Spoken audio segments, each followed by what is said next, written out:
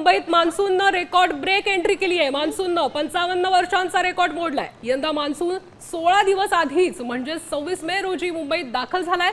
सरासरी मान्सून मुंबईत दाखल होण्याची तारीख 11 जून आहे। मान्सून याआधी 1956, 1962 आणि 1971 मध्ये 29 मे रोजी मुंबईत दाखल झाला होता।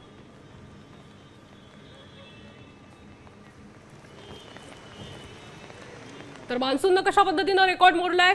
1956 मध्ये तारीख 29 मे, तर 1990 मध्ये 31 मे, 1962 29 मे, 1971 29 मे, तर 2006 मध्ये 31 मे या तारखेला मान्सून दाखल झाला होता।